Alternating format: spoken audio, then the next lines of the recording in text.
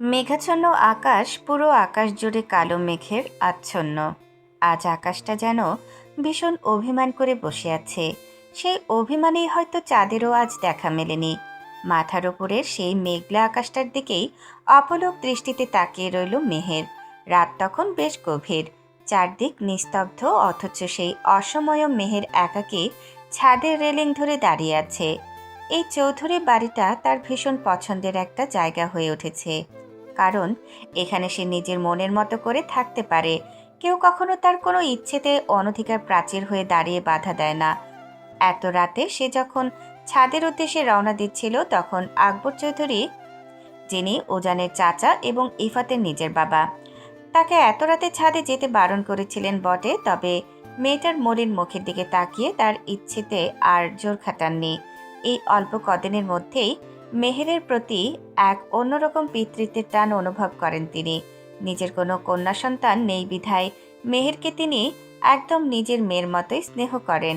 তাই তো মেহের ছাদে আসার পর থেকে এই গভীর রাতের মাঝেও সেই মানুষটা দূর থেকে বারবার উকি দিয়ে দেখে গিয়েছেন যে তার মা জননী একা একা ভয় পাচ্ছে কিনা। মেয়ের অবশ্য তার এই স্নেহমাখা চাহনি বুঝতে পেরেছিল, তাই সে নিজে থেকেই তাকে হেসে বলেছিল সে যেন রুমে গিয়ে নিশ্চিন্তে ঘুমান। এই পৃথিবীতে যদি তার জন্য সবচেয়ে নিরাপদ কোনো জায়গা থাকে, তবে তা হলো আপনাদের এই বাড়িটা।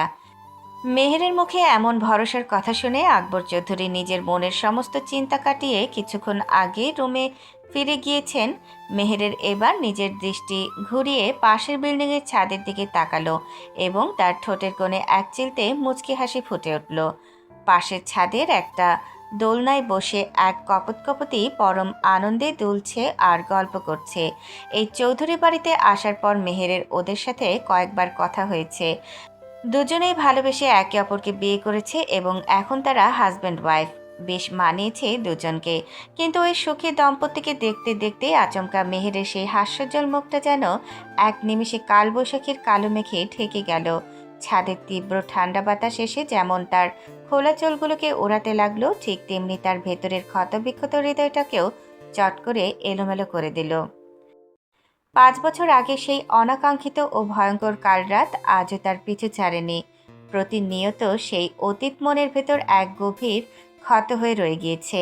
ঠিক তখনই মেহেরের নাসিকাপটে পুরুষালী পারফিউমের এক মিষ্টি ও চেনা ঘ্রাণ এসে ধাক্কা দিল।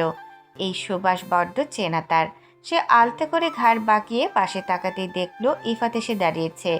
মেহের এবার আর আগের মতো রাগ করে বা ঝামটে দিয়ে চলে গেল না, বরং রেলিং ধরে আগের মতোই শান্ত হয়ে দাঁড়িয়ে রইল। এই চঞ্চল লোকটার সাথে তার মোটেও কথা বলতে ইচ্ছে করে না, কিন্তু লোকটা চুইংগামের মতো সারাক্ষণ তার পেছু ছাড়ে না।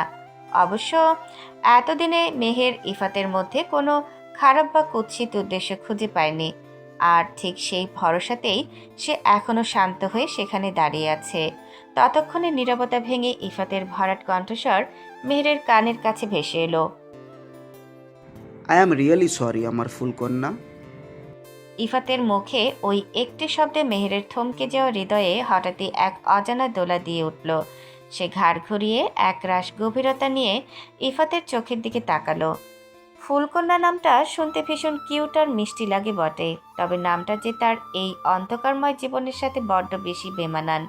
সে এক বিষাদময় তপ্ত হাসি হাসল। নামটা ভীষণ সুইট, তবে এই সুন্দর উপাধিটা আমার মতো মেয়েদের জন্য একদমই নয়। সেই জন্য আপনি আমাকে মেহের নামেই ডাকতে পারেন। আর হ্যাঁ, হঠাৎ এত রাতে সরি বলার কারণটা জানতে পারি?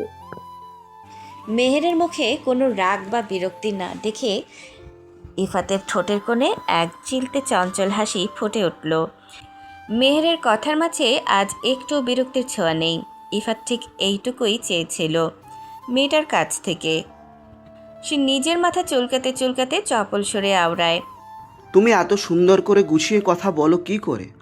হ্যাঁ, আর তুমি কি জানো, যখন তুমি হাসো তখন দেখতে বড্ড বেশি কিউট লাগে তোমায়। মেহের এবার এক ভ্রু কুচকে ইফাতের দিকে তাকিয়ে বলল, ফ্লার্ট করছেন আমার সাথে? আরে না, আমি একদম সিরিয়াসলি বলছি। মেহের নিজের মুখটা ঘুরিয়ে আবারও সামনের ওই মেঘলা আকাশের দিকে তাকালো। বুক চেড়ে এক গভীর শ্বাস ছেড়ে উত্তর দিল, তা আপনার ডজন ডজন গার্লফ্রেন্ড বুঝি আজ অভিমান করে বসে আছে, তাই তাদের না পেয়ে আমার সাথে টাইম পাস করতে এসেছেন এখানে? আচ্ছা, তুমি কোথায় কোথায় ওই সব মেয়েদের কেন টেনে আনো বলো তো? শোনো ফুলকন্যা, এই গার্লফ্রেন্ড বলে আমার ডিকশনারিতে কোনো শব্দ নেই। ওরা আমার জাস্ট ফ্রেন্ড, বাস। বুঝতে পারছি। এরপর দুজনেই কিছু সময়ের জন্য একদম চুপ হয়ে গেল। মেহের আকাশের দিকে তাকিয়ে থাকলেও ইফাতের অবাধ্য চোখ জোড়ার সমস্ত দৃষ্টি কিন্তু পুরোপুরি মেহেরের ওই মায়াবী মুখের উপরেই আটকে ছিল। কেন যে তার এই চঞ্চল চোখ দুটো দুনিয়ার সব মেয়েকে বাদ দিয়ে শুধু এই শান্ত মেয়েটার কাছে এসে থমকে যায়, তাই ইফাত নিজেও জানে না। সে অনেক চেষ্টা করেছে মেহেরের থেকে দূরে থাকার, কিন্তু মন যেন কিছুতেই সায় দেয় না। যে ইফাত 24 ঘন্টার মধ্যে 22 ঘন্টায় বাড়ির বাইরে বন্ধুদের সাথে টই টই করে আড্ডা দিয়ে বেড়াতো, জানিয়ে তার মায়ের অভিযোগের কোনো শেষ ছিল না, সেই ইফাত এখন 24 ঘন্টার মধ্যে হাতে গোনা মাত্র কয়েক ঘন্টা বাইরে থাকে আর বাকি সময়টা ঘরের কোণে কাটায়। আর এই জাদুকরী পরিবর্তনের মূল কারণ যে মেহের নিজেই, তা বাড়ির অন্য সবাই বুঝতে না পারলেও উজানের তীক্ষ্ণ চোখ সবাই বুঝতে পারে। পারলেও উজানের তীক্ষ্ণ চোখ কিন্তু ঠিকই ফাঁকি দিতে পারেনি। উজান অবশ্য বারণ করেনি, তবে সব কিছু ভেবেচিন্তে সিদ্ধান্ত নিতে বলেছে, কারণ একটা ভুল সিদ্ধান্ত যে পুরো লাইফটা এক নিমিষে ধ্বংস করে দিতে পারে তার জলযন্ত্র প্রমাণ তো উজান নিজেই। এই গভীর নীরবতার মাঝেই হুট করে ইফাতের পকেটে থাকা ফোনটা অনবরত কেঁপে উঠল। আজ এইটুকু সময়ে কম হলেও অন্তত 50 বারের ওপর ফোন এসেছে তার মোবাইলে, আর মেসেজের তো কোনো হিসাবই নেই। এই অনবরত নোটিফিকেশনের শব্দে ইফাত ভীষণ বিরক্ত হলো। মনে মনে ভাবলো, যেখানে সে নিজে থেকে কারো ফোন ধরছে না সেখানে এই মেয়েদের এত মেসেজ দিয়ে বিরক্ত করার কী দরকার। ইফাতের ওই চরম বিরক্তিমাখা মুখের দিকে তাকিয়ে মেহের আর নিজের হাসি চেপে রাখতে পারল না। সে খিলখিল করে হেসে উঠল। মেহেরের সেই মুক্ত ঝরানো হাসির দিকে তাকিয়ে ইফাতও নিজের সমস্ত বিরক্তি ভুলে নিঃশব্দে হেসে ফেলল। মেহের নিজের হাসি থামিয়ে বলল, আপনার এত এত ভালোবাসার মানুষ আপনাকে মনে করে ফোন মেসেজ করছে, অথচ আপনি রোমিও সেজে এখানে দাঁড়িয়ে আছেন। তাদের সাথে কথা বলছেন না কেন? আরে চুপ করো তো। ওই অসহ্য মেয়েদের সাথে এখন আর বিন্দুমাত্র কথা বলতে ইচ্ছা করে না আমার। জানো, গত 1 সপ্তাহ থেকে আমি কারোর সাথে একটাও কথা বলিনি। সবার সাথে একদম অফিসিয়ালি ব্রেকআপ করে নিয়েছি। তবুও কিছু বেয়াদম মেয়ে নাছোড়বান্দার মতো আমাকে বিরক্ত করে যাচ্ছে। তবে আমি তো জানতাম ওইসব সুন্দরী মেয়েদের সাথে চ্যাট করতে আর ফ্লার্ট করতে না পারলে আপনার মনে নাকি শান্তি মেলে না। ওটা শান্তি ছিল না ফুলকন্যা, ওটা ছিল একটা সস্তা নেশা। অবশ্যই সেই সস্তা নেশাই আমার মন থেকে এখন পুরোপুরি কেটে গিয়েছে। এখন আমার লাইফে এমন একজন বিশেষ মানুষ এসেছে যাকে ঘিরে এই চঞ্চল আমিটা বাকি জীবনটা শান্ত হয়ে কাটাতে চাই। তাকে নিজের করে পাওয়ার জন্য শুধু এই মেয়ের নেশা কেন, আমার লাইফের যত রকম বাজে অভ্যাস আছে আমি এক পলকে সব ছেড়ে দিতে রাজি আছি।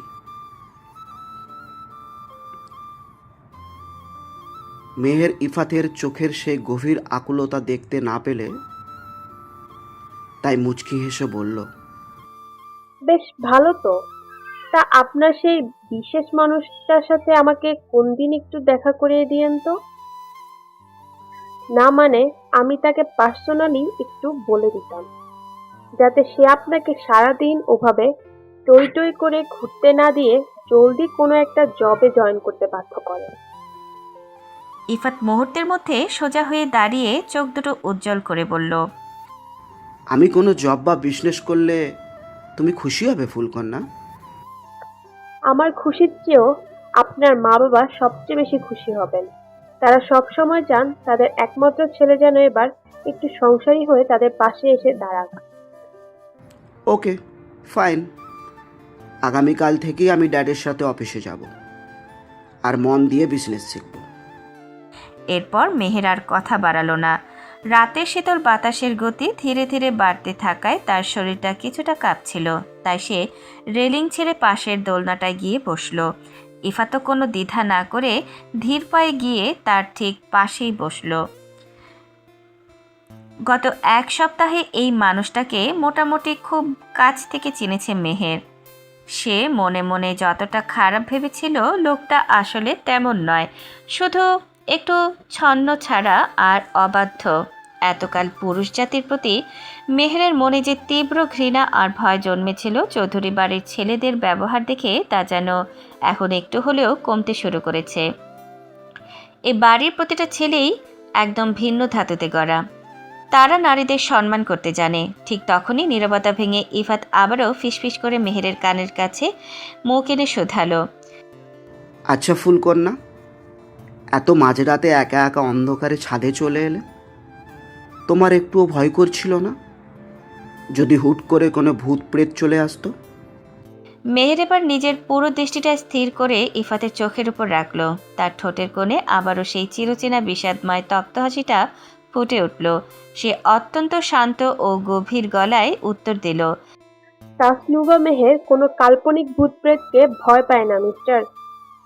সে যদি এই পৃথিবীতে কাউকে সবচেয়ে বেশি ভয় পায়, তবে তা হলো এই নিষ্ঠুর পুরুষ জাতিকে, যারা নিজের স্বার্থের জন্য একটা মেয়ের আলোয় ভরা সুন্দর জীবনটাকে এক নিমিষে অন্ধকার নরক বানিয়ে দিয়েছে। মেহেরের কথার ভেতরে সেই তীব্র লুকানো ক্ষত টের পেয়ে ইফাতের বুকটা কেমন যেন মোচড় দিয়ে উঠল। সে অত্যন্ত নরম সুরে জিজ্ঞেস করল।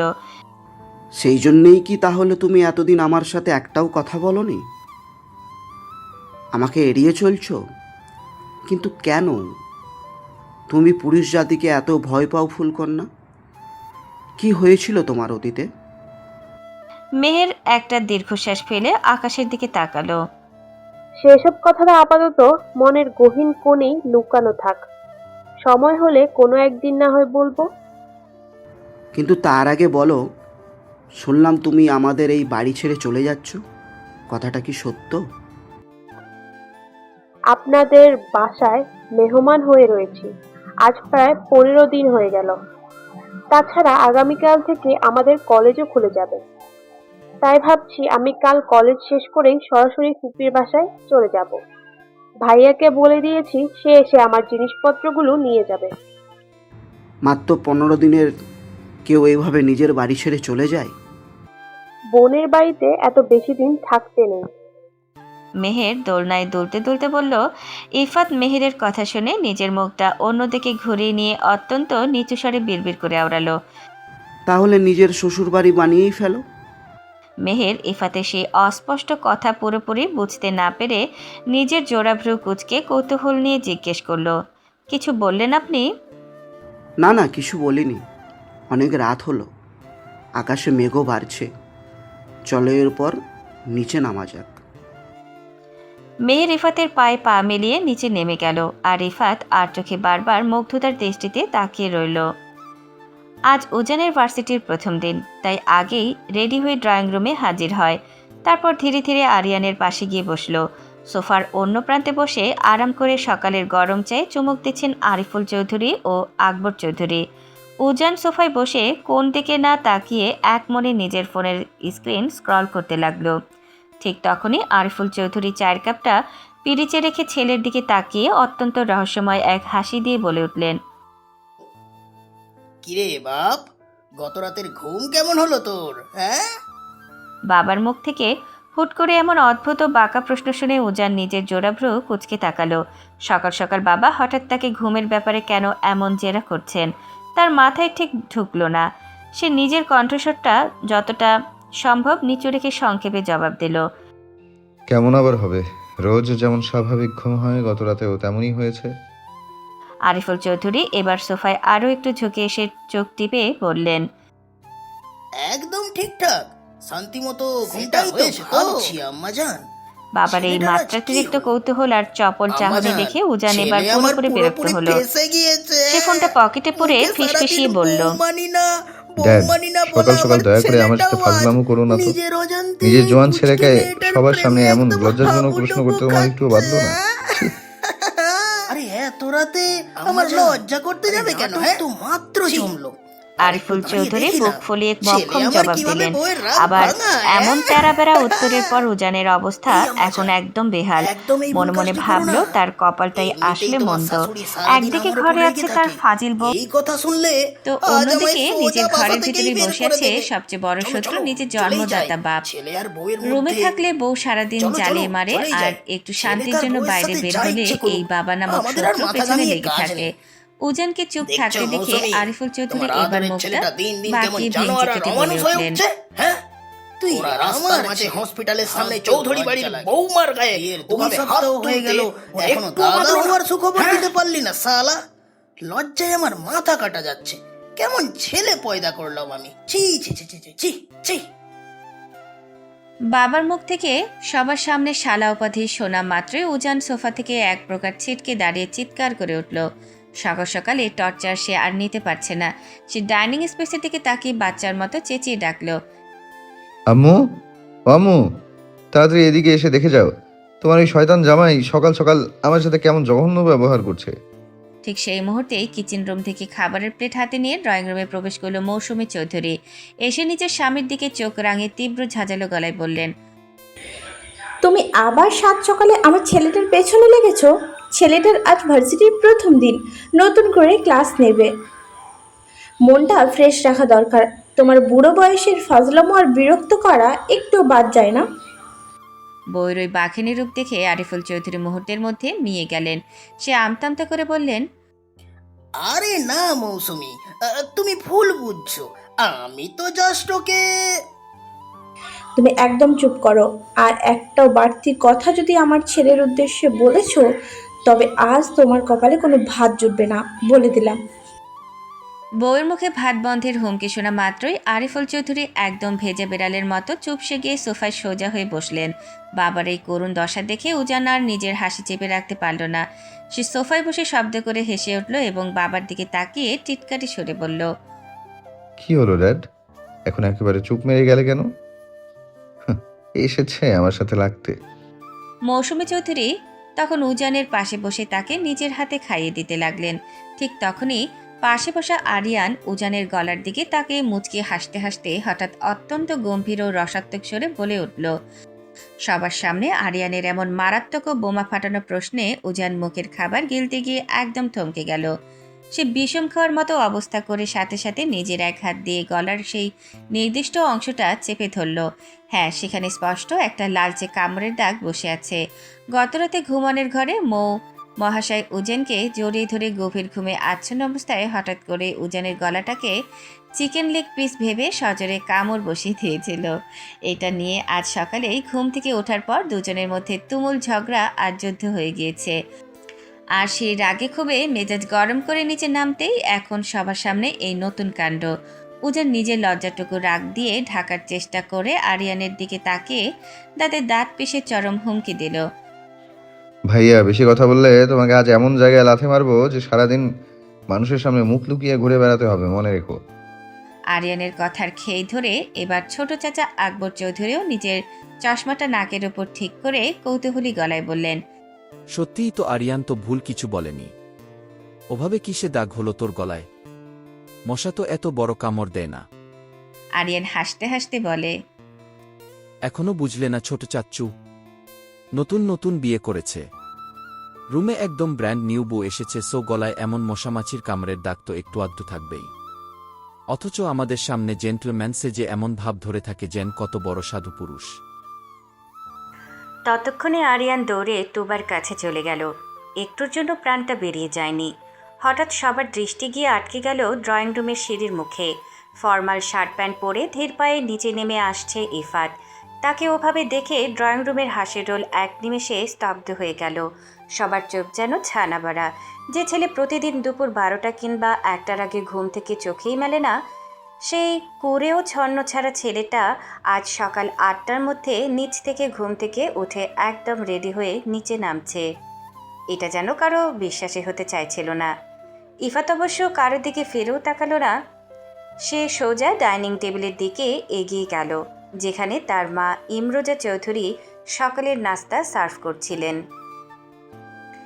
ইফাত টেবিলে গিয়ে কোনো কথা না বলে হঠাৎ করে একটু নিচু হয়ে মায়ের পা ছুঁয়ে পরম শ্রদ্ধায় সালাম করলো। তারপর পাশে দাঁড়ানো বড় আম্মা হঠাৎ আরিয়ান উজানের মা মৌসুমী চৌধুরীর পা ছুঁয়েও সালাম করলো। আকস্মিক এই কাণ্ডে দুই মায়ের কেউই তড়িঘড়ি করে পিছিয়ে যাওয়ার সুযোগ পেলেন না। ইমরোজা চৌধুরী ছেলের এমন অভাবনীয় পরিবর্তনে চোখ দুটো মুছলেন। তারপর পরম মমতায় ছেলেকে বুকের মাঝে জড়িয়ে ধরে মুচকি হাসলেন। পাগল ছেলে আমার, ওভাবে হুট করে পা ছুঁয়ে সালাম করতে নেই আব্বা, এতে পাপ হয়। ইফাত মায়ের বুক থেকে মাথা তুলে মায়ের দুই হাত নিজের হাতের মুঠোয় নিয়ে অত্যন্ত নরম স্বরে বলল, কে বলেছে তোমায় এই ভুল কথা আম্মু, যে মায়ের পায়ের নিচে সন্তানের বেহেশত লুকিয়ে থাকে? সেই পূর্ণময় পায়ে সালাম করে যদি পাপ হতো, তবে আল্লাহ তায়ালা কখনো মায়ের পায়ের নিচে সন্তানের বেহেশত লিখে দিতেন না। তুমি আমার মা, আমার আম্মু, আমার জন্মদাত্রী জননী। ছেলের মুখ থেকে এমন পরিণত ও সুন্দর কথা শুনে ইমরোজা চৌধুরীর চোখ দুটো আনন্দে কানায় কানায় ভরে উঠল। তিনি পরম আদরে ছেলের কপালে একটা স্নেহের চুমুক খেয়ে মনে মনে হাসলেন। যাক, অবশেষে তার এই ছন্নছাড়া অবাধ্য ছেলেটা তবে তার অন্ধকার ও দিশাহীন জীবন থেকে আলোর পথে বেরিয়ে আসতে পেরেছে। তিনি ইফাতের দিকে কিছুটা ঝুঁকে অত্যন্ত নিচু ও ফিসফিসানি স্বরে আওড়ালেন, তোর মনের ভেতর সেই পবিত্র আশা আল্লাহ খুব জলদি পূরণ করুক আব্বা।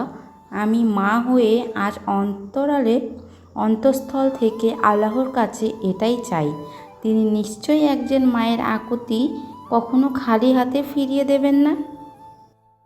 ইফাত মায়ের কথার অন্তর্নিহিত অর্থ বুঝতে পেরে এক মায়াবী মৃদু হাসল। সে মেহেরের দেওয়া সেই রূপান্তরের কথা মনে করে মনে মনে এক নতুন শক্তি পেল। এরপর সে বড় আম্মার সাথেও মিষ্টি করে কুশল বিনিময় করে সোজা এসে আরিয়ানের সামনে দাঁড়ালো। তারপর নিজের চপল ভাবটা সম্পূর্ণ লুকিয়ে মুখে একরাশ গম্ভীরতা ফুটিয়ে আওড়ালো, ভাইয়া তাড়াতাড়ি চলো, লেট হয়ে যাবে। আরিয়ান মুখের পরোটা চিবানো বন্ধ করে নিজের জোড়াপুরো কুচকে বোকার মতো তাকালো। যাব মানে? কি বলছিস এসব? ভাইয়া প্লিজ, অন্তত আজ একটু সিরিয়াস হও তো। আরে আমি কি করলাম? আর তুই এত সকাল সকাল কর্পোরেট লুক নিয়ে রেডি হয়ে বা কোথায় যাওয়ার জন্য আমায় তাড়া দিচ্ছিস শুনি? কমথায় আবার আজ থেকে তোমার সাথে রোজ অফিসে যাব। বয়স তো কম হলো না, এবার তো কিছু একটা করা উচিত, তাই না? হোয়াট? ডাইনিং টেবিলের ওপাশ থেকে সোফা ছেড়ে এক সজোরে চিৎকার দিয়ে উঠলেন ইফাতের বাবা আকবর চৌধুরী। চায়ের কাপটা তার হাত থেকে পড়ে যাওয়ার উপক্রম হলো। যে ছেলে নিজের হাতে এক গ্লাস পানি পর্যন্ত গড়িয়ে খায় না, বাসার একটা ছোট কাজ করতে বললে সারা বাড়ি মাথায় তোলে, সেই ছন্নছাড়া ছেলে আজ থেকে রোজ সকালে অফিসে যাবে। এটা ভাবাও যেন এক মস্ত বড় অলৌকিক ঘটনা। ইফাত একরাশ বিরক্তিমাখা দৃষ্টি নিয়ে তার বাবার দিকে তাকালো। এই বাড়িতে কোনো ভালো কাজ করতে গেলেও বিপদ। যখন সে সারাদিন বন্ধুদের সাথে টই টই করে ঘুরে বেড়াতো, কোনো কাজ করতো না, তখন সবাই তাকে বকাঝকা করত। আর আজ যখন সে নিজের পায়ে দাঁড়াতে চাচ্ছে, তখনই সবাই তাকে নিয়ে রসিকতা করছে। ড্যাড, তুমি আসলে কি চাও বলো তো? যখন তুমি নিজে থেকে আমায় বারবার অফিসে যাবার জন্য জোর করতে, তখন আমি যাইনি, সেটা আমার ভুল ছিল। কিন্তু আজ যখন আমি নিজে থেকে দায়িত্ব নিয়ে অফিসে যেতে চাইছি, তখন তোমাদের এত প্রবলেম। আর হ্যাঁ ভাইয়া, শোনো, আজ অফিসে গিয়ে আমার মাসিক স্যালারি কত হবে তা ফিক্স করে দেবে। আমি আর আজ থেকে বাপ ভাইয়ের পকেটের ফ্রিয়ে দেওয়া টাকা এক আনাও চলবো না। অফিসে বাকি সব সহকর্মীদের যেমন যোগ্যতা অনুযায়ী স্যালারি দাও, আমাকেও ঠিক তেমনটাই দেবে, বুঝলে? আকবর চৌধুরী ছেলের এই রুদ্র ও পরিণত রূপ দেখে সম্পূর্ণ চমকে গেলেন। ছেলের মুখের ওপর এমন গম্ভীর ও দায়িত্বশীল কথা তিনি এত বছরেও শোনেননি। তবে ছেলের এই জেদ দেখে তার মনের ভিতরে এক বিশাল আনন্দের বন্যা বয়ে গেল। মনে মনে ভাবলেন, দেরি করে হলেও ছেলেটা অবশেষে নিজের ভবিষ্যৎ আর জীবনের মূল্য বুঝতে পেরেছে। এদিকে উজান সোফা থেকে উঠে দাঁড়ালো। সে ইফাতের দিকে এগিয়ে গিয়ে তার কাঁধে একটা আলতো চাপ দিয়ে মৃদু হেসে বলল, বেস্ট অফ লাক দোস্ত, তোর এই নতুন শুরুর জন্য অনেক শুভকামনা রইল। আচ্ছা আমি এবার আসি, লেট হয়ে যাচ্ছে। উজান সদর দরজার কাছাকাছি যেতেই ঠিক তখনই কোথা থেকে মৌ তড়িৎ গতিতে চিলের মতো ছুটে এসে পেছন থেকে উজানকে শক্ত করে জড়িয়ে ধরল। বেচারা উজান আকস্মিক এই অতর্কিত আক্রমণে তীব্র ভয় আর আতঙ্কে এক লাফে প্রায় 2 হাত দূরে সরে গেল। পরক্ষণেই পেছনে তাকে মৌকে ওভাবে দাঁড়িয়ে থাকতে দেখে তার বুক থেকে এক মস্ত বড় ভয়ের খাঁচা নেমে গেল। সে নিজের বিরক্তিমাখা চোখ দুটো বড় বড় করে রাগান্বিত কণ্ঠে চেঁচিয়ে উঠল, এই ইডিয়েট মেয়ে, সকাল সকাল আমাকে এইভাবে হার্ট অ্যাটাক করিয়ে মার্ডার করতে চাও? আর বাসার সবার সামনে ওভাবে জড়িয়ে ধরলে কেন? লজ্জা শরমের মাথা কি একদম চিবিয়ে খেয়ে ফেলেছো? মৌ উজানের ওই রাগী ধমক শুনে বিন্দুমাত্র দমল না, বরং নিজের ওড়নাটা আঙুলে জড়াতে জড়াতে বলে, সবসময় শুধু শুধু আমার উপরে এমন চিল্লাবেন না তো। আমি কি ইচ্ছে করে সবার সামনে আপনাকে ওভাবে জড়িয়ে ধরেছি নাকি? আর একটু প্লিজ আমার সাথে রুমে চলুন। এই মেয়ে, তোমার প্রবলেম কি? একটু আগে আমার সাথে অত বড় ঝগড়া করলে, আর এখন আবার কোন আক্কেলে আমার রুমে যেতে বলছো? রুমে আরশোলা ঢুকেছে, প্লিজ চলুন না আমার সাথে, আমার বড় ভয় করছে। সামান্য একটা আরশোলা দেখে তোমার এত ভয়? আর আমি এখন কোনো মতেই তোমার সাথে উপরে যেতে পারবো না। আমার ভার্সিটিতে প্রথম ক্লাস আছে। তোমার ভয় লাগলে তুমি অন্য কোথাও গিয়ে চুপচাপ বসে থাকো।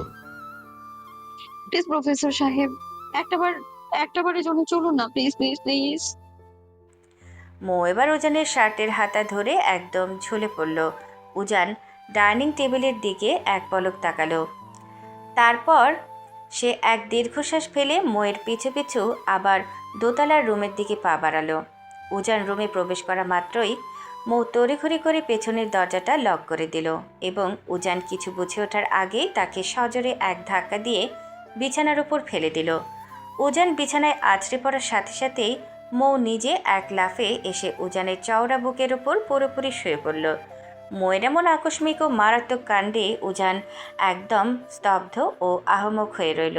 সে মৌকে নিজের গায়ের উপর থেকে দূরে সরিয়ে দেওয়ার জন্য আপ্রাণ চেষ্টা করল, কিন্তু সরাতে পারল না।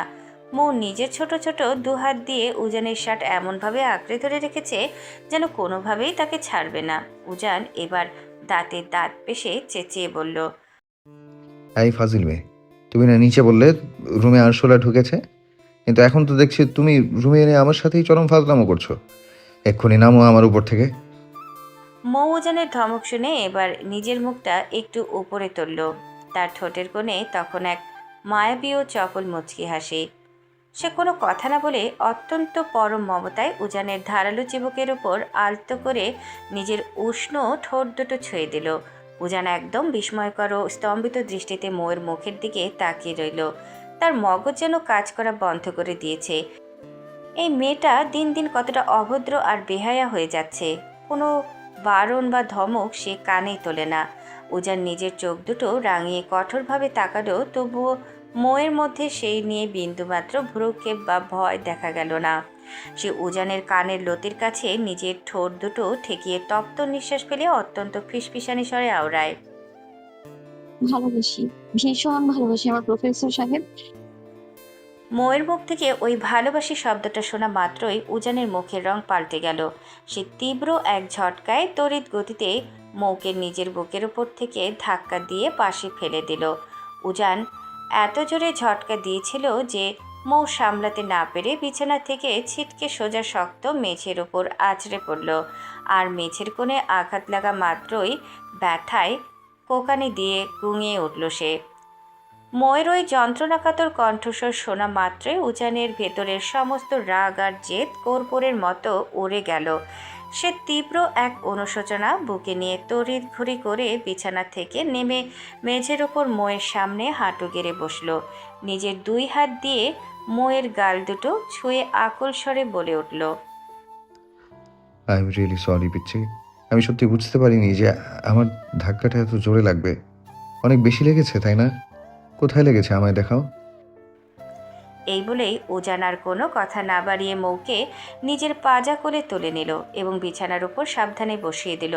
উজান অত্যন্ত উদ্গ্রীব ও ব্যাকুল হয়ে মৌয়ের হাত পা ভালো করে পরীক্ষা করতে লাগলো, মেয়েটা কোথাও বড় কোনো আঘাত পেয়েছে কিনা। ঠিক তখনই তার তীক্ষ্ণ চোখ দুটো আটকে গেল মৌয়ের ডান পায়ের গোড়ালির ওপর। সেখানে একটা বড়সড় নীলচে কালশিটের দাগ পড়ে আছে, যা দেখে স্পষ্ট বোঝা যাচ্ছে কোনো জায়গায় মারাত্মক হোঁচট খাওয়ার কারণে এমনটা হয়েছে। উজান এবার অত্যন্ত রাগান্বিত ও উদ্বিগ্ন কণ্ঠে আওড়ালো, স্টুপিড গায়াল একটা।